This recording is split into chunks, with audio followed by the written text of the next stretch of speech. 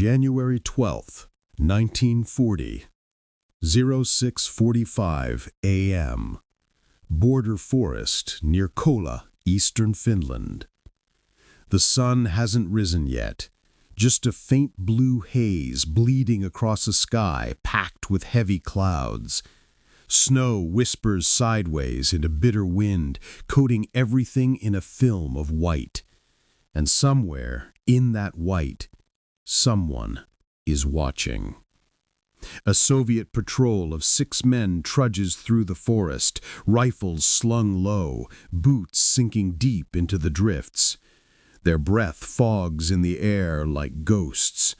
The youngest soldier keeps glancing at the tree line, rubbing frost from his lashes. Something feels wrong. The woods are too still. No birds. No distant artillery, just silence and the gentle hiss of falling snow. You can hear their footsteps. You can almost feel the cold biting into your fingertips. Then, crack! One shot. A single, clean, almost delicate sound. The lead Soviet soldier drops before the echo can finish rolling through the pines. The patrol freezes. Another shot. A second man falls. But there is no muzzle flash, no movement, no sign of where the bullets are coming from, just the endless white swallowing everything. Lieutenant Sergei Makarov throws himself behind a fallen log, heart slamming in his chest. He's heard stories, rumors whispered in trenches about a ghost in these woods, a man who melts into snow, a man you only see after he's already killed you. A Finnish sniper. But the Soviets have thousands of soldiers in this sector. Finland, barely a fraction. How could one man cause this much damage? Makarov signals his men to crawl. They inch forward, searching for the faintest outline, the faintest shape that doesn't belong. But every branch, every drift looks exactly the same. Snow. Just snow. Another shot. A third Soviet collapses into the frost. Makarov's fear flickers into disbelief because now he's certain whoever is firing at them has no camouflage suit, no white hood, no special equipment. Reports said this particular sniper refused to use anything but the snow itself. He would pack it over his coat, over his rifle, even over his face, until he looked less like a soldier and more like a lump of winter itself. A living snowdrift, invisible until too late. The Soviets desperately return fire, spraying bullets into empty air. The forest absorbs the noise, swallowing their panic like icy breath. Then, silence again. A slow, crushing silence.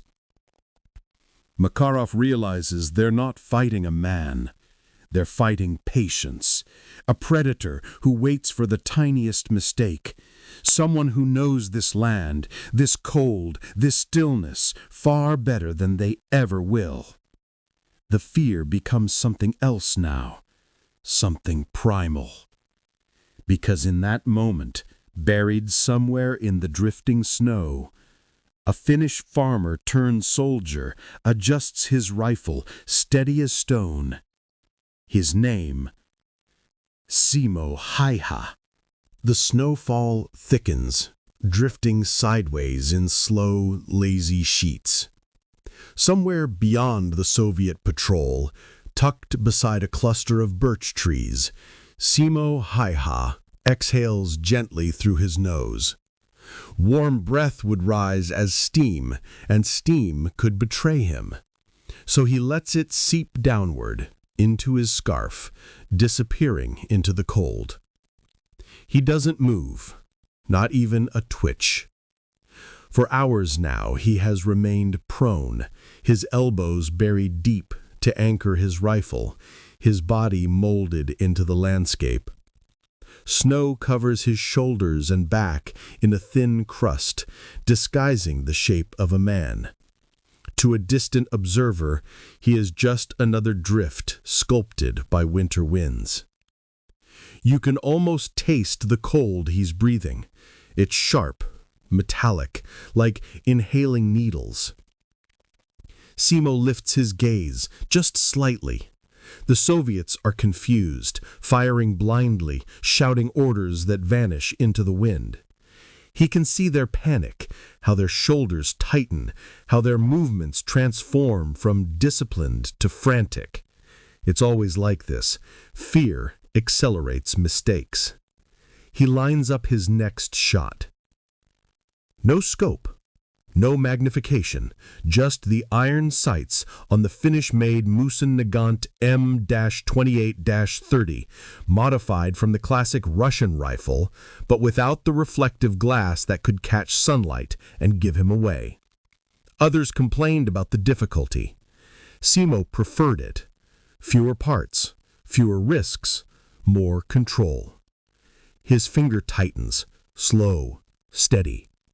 Crack. Another Soviet falls forward into the snow. But Simo isn't thinking about the kill.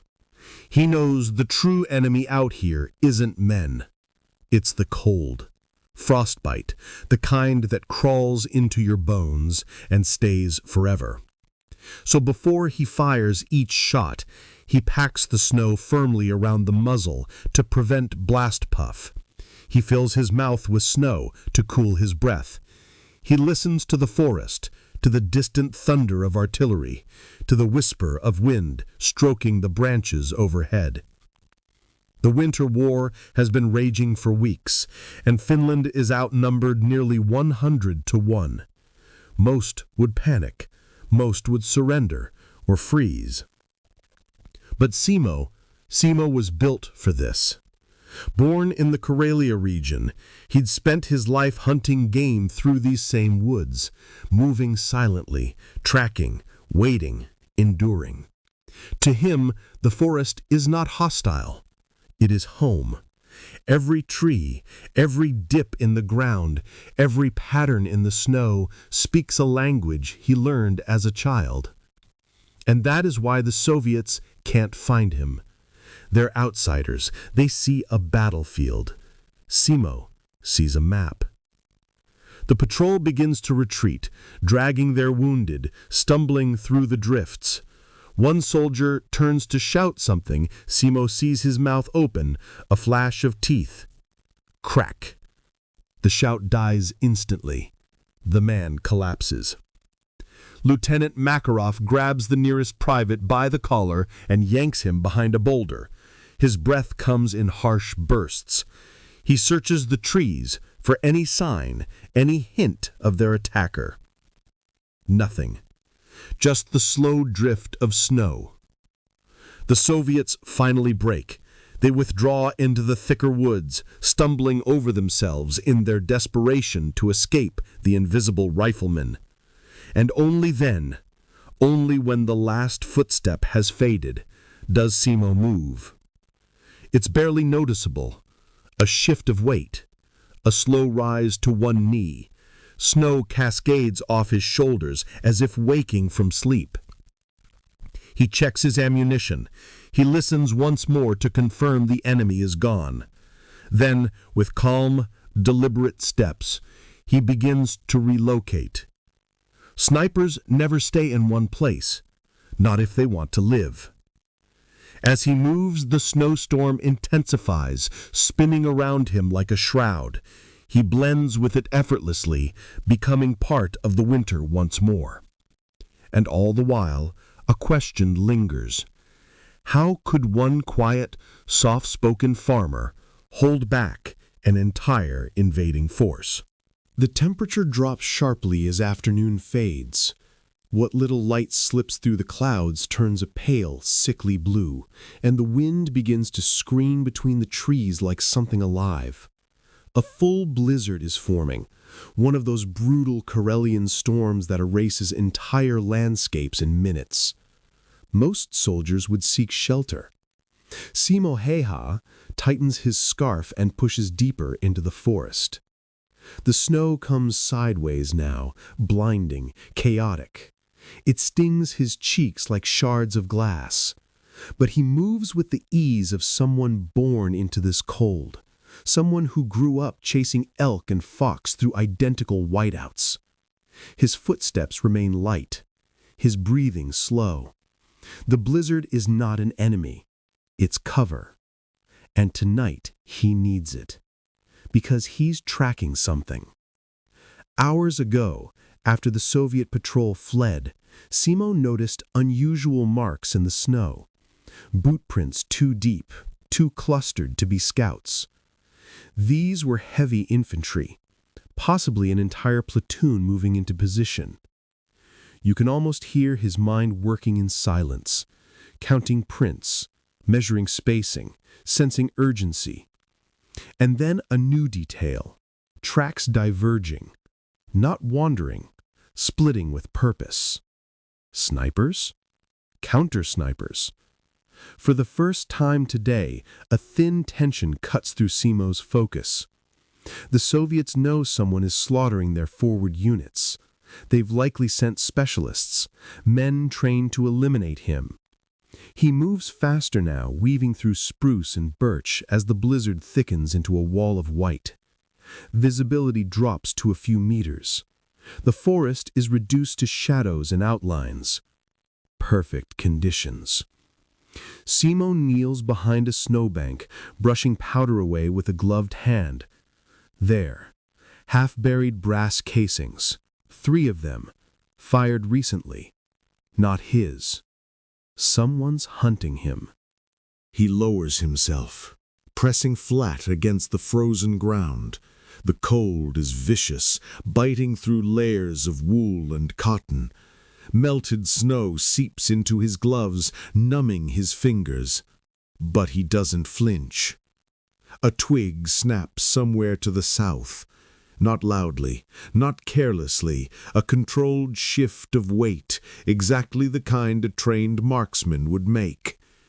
Simo gently tilts his head. A silhouette looms in the blizzard, no more than a darker smudge in the white. The figure moves with careful discipline, stopping every few steps, rifle raised, scanning. A Soviet sniper. Possibly one of the Red Army's sharpshooters brought in specifically for him. The blizzard gives Simo a gift, concealment, but it also gives the enemy the same advantage. Both men are shadows in the storm, searching for a shape, a sound, the faintest wrong movement. The Soviet kneels, brushing snow from his scope with cold, frustrated fingers. Simo watches the gesture closely. A scope. In a storm like this, a scope is both a blessing and a curse. Snow sticks to it, the slightest warmth fogs it, and most importantly, it reflects. A flicker, an almost microscopic glint of light bounces off the glass, just for a fraction of a second. But to Simo Häyhä, that's enough. He shifts, aligning his iron sights with the silhouette. The world narrows to the soft rumble of the wind and the pulse in his finger. Crack. The Soviet sniper's body jerks, collapses into the snow without a sound. But something else happens next. A second glint, much farther back. Another sniper. A backup. Simo exhales, recalibrating instantly. The blizzard howls louder, snow swirls like white ash. The second marksman drops low, disappearing behind a ridge. He knows his comrade is dead. He knows someone out there just spotted his position. This is now a duel. A long, silent, frozen duel where one mistake means instant death. Simo crawls sideways, spreading his weight so evenly that he barely leaves a trail. He knows how Soviet snipers think. He knows they'll scan the last muzzle flash, so he'll never fire from the same spot again. The ridge shifts. A faint outline moves. Simo tightens his grip. The wind dies for a heartbeat. Just one. Just enough. He fires. There's a soft thud from the ridge, barely audible in the storm. Then nothing. No movement. No threat. 2 hunters sent to kill him. 2 hunters now dead in the snow. But even as Simo rises, brushing the frost from his knees, he senses something deeper, heavier settling over the forest. A realization that chills even him. The Soviets aren't sending random patrols anymore. They're sending specialists. Which means they've identified him. They know his name, and soon they'll know exactly where to find him. The forest is no longer just a battlefield. It's becoming a trap. Night falls like a hammer. By the time Simo Häyhä returns to the Finnish defensive line, the blizzard has eased, leaving behind a world sculpted in white silence. Snow hangs from branches in thick, heavy sheets, and the frozen air glitters with cold crystals drifting like sparks. But something feels different. The men at the outpost stand tensely around a lantern, their breath rising in nervous clouds. When they see Simo approach, white with frost, rifle still warm, they shout for him to come quickly. A messenger from headquarters arrived an hour earlier, and the news he carried changes everything. As Simo steps inside the cramped bunker, the smell of wet wool and gun oil hits him instantly. Officers crowd around a map of the Kollaa region, lines of ink showing Soviet troop movements, pressure points, and fresh Soviet reinforcements arriving along the frozen river. Captain Arne Juutalainen, the terror of Morocco, turns as Simo enters. His face is hard, chiseled by frost and fury. "They've put a bounty on you," Juutalainen says flatly. Simo blinks. Once. But he doesn't react, not outwardly. Juutalainen continues. "The Red Army has confirmed you as the sniper killing their officers. Their reports name you specifically. They call you..." He hesitates, then almost smirks. "White Death." Around the bunker, the younger Finnish soldiers exchange wide-eyed glances. You can feel it, an invisible shift in the room. Pride, fear, awe. But Simo doesn't care about nicknames. He only cares about tactical consequences. He asks simply, "How many?" Juutalainen replies, "Hundreds. Maybe more. At least 3 companies are being redirected to this sector. They're not looking for Finnish snipers, they're looking for you." Simo processes this in silence. It means heavier patrols, more counter-snipers, more artillery, more chaos. It means the forest he's used as his shield is about to become a funnel, tightening around him. One officer speaks up, voice trembling with frustration. "Why focus so much on one man? Why waste entire units on a single sniper?" Juutalainen answers before Simo can. "Because he's killed nearly 200 of them in a month." He gestures towards Simo, "and every one of those kills is slowing their advance. One man is holding back an army." The officer swallows hard. The weight of it settles like frost. Simo finally speaks, his voice calm and quiet. "Then they'll keep coming." He cleans his rifle methodically, wiping condensation, brushing frost from the bolt, checking the sights with the precision of someone handling a living thing. Every movement is deliberate, measured. This is a man who does not fear a fight. He only prepares for it. Outside, the wind howls again as if warning the forest of what's coming. Because the Soviet response won't be limited to snipers. They'll use mortars, machine gun squads, artillery that blankets entire hillsides, and, if the rumors are true, flamethrowers to scorch sniper nests from the snow. The bunker vibrates slightly. A distant thud echoes through the ground. Artillery. The Soviet barrage begins earlier than expected, pounding the forest with shells that erupt in blossoms of fire and snow. The ground trembles with each impact. Boards shake. Dust falls from the ceiling. Someone curses. Another soldier instinctively ducks. Simo doesn't move. He listens to the rhythm, counting distance, direction, range. He knows every stroke of Soviet artillery, the whistle, the thump, the way sound carries through frozen soil. He stands, slinging his rifle. Utalainen steps toward him. "Where are you going?" Simo answers as if stating the obvious. "They're probing for me. I should be out there, not in here." Utalainen searches his eyes, trying to find a crack, fear, hesitation, anything. But there is nothing, just calm determination. "Then be careful," he says finally. Simo nods once and disappears into the night. He moves through the forest like a shadow, navigating exploding shells and shaking trees. The sky flashes orange with distant bursts. Snow showers down from the branches above like falling stars. And as he approaches the ridge overlooking the Soviet line, he sees something that stops him cold.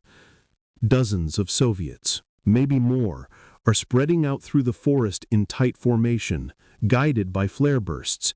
They're not advancing. They're sweeping, searching, grid by grid, step by step, closing in. Not on his unit, not on a flank, on him. The hunters have become the hunted, and the snow is no longer enough. The forest is no longer silent. Flare light bursts overhead, blinding white, hanging in the sky like suspended suns. Their glow drenches the pines in harsh, unnatural shadows. Every branch, every trunk becomes a black blade cutting through the light. Simo Häyhä drops low, pressing himself into the snow as a Soviet search team moves across the ridge in a tight crescent formation.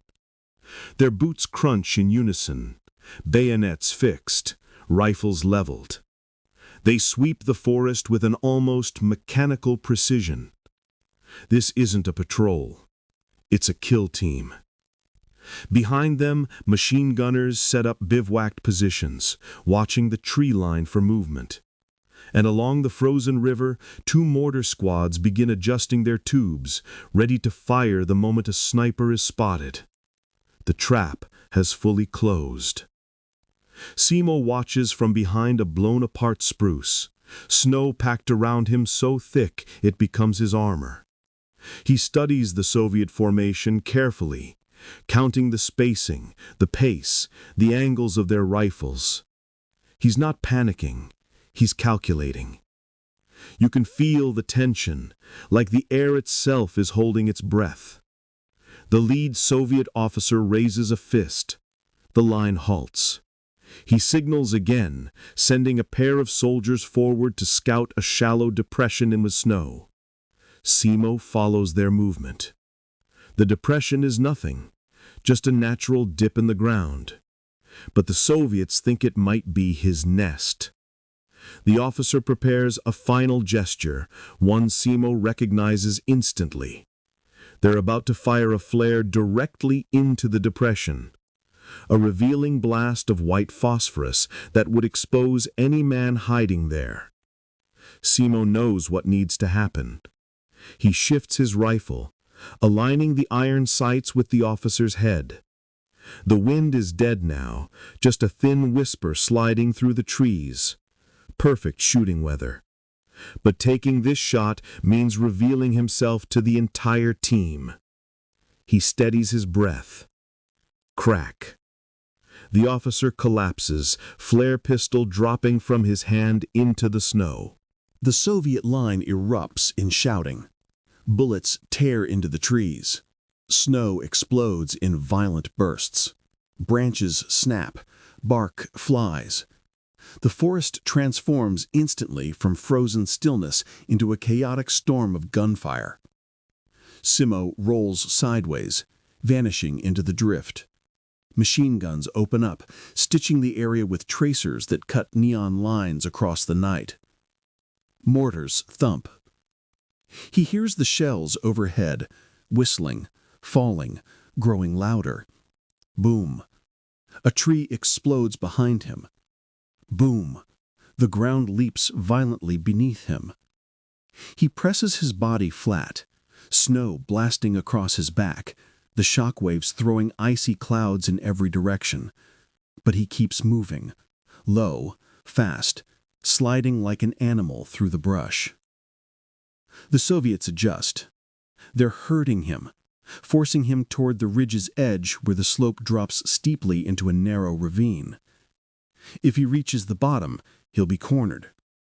He knows exactly what they want. He also knows exactly what they don't expect. He sprints sideways suddenly, just a short burst, reaching a patch of broken terrain formed by an uprooted fir. He dives beneath the twisted roots, pulling snow in behind him, camouflaging himself in seconds. The shooting ceases. The Soviets hold fire, waiting, listening. Flare light flickers overhead again, bathing the forest in white. Through the roots, Simo sees 3 Soviet soldiers approaching slowly. Their rifles sweep methodically side to side. Their faces are tight with tension, their breath forming frantic clouds in the cold. 20 meters. 15. 10. One kneels to examine the ground, leaning closer, almost touching Simo's hiding place. Simo's hand glides to his knife. He refuses to fire at close range. A shot would betray everything. The soldier shifts forward, inches away. Then a distant Finnish shout echoes from far behind the ridge. A warning cry cutting through the forest. The Soviets freeze, startled, turning toward the noise. It buys Simo a second, just one. But 1 second is enough. He slides out silently, moving around the roots like a shadow unpeeling from the earth. In the confusion of the flare's fading light, the soldiers don't notice the small disturbance behind them. Simo vanishes into the deeper pines. By the time the Soviets refocus, he is gone. But as Simo slips away, a realization grips him with a coldness even the winter can't match. If the Soviets commit this much force just to kill one sniper, then they must be desperate. And desperation breeds recklessness, which means the next threat won't be subtle. It will be overwhelming. And it's already on its way.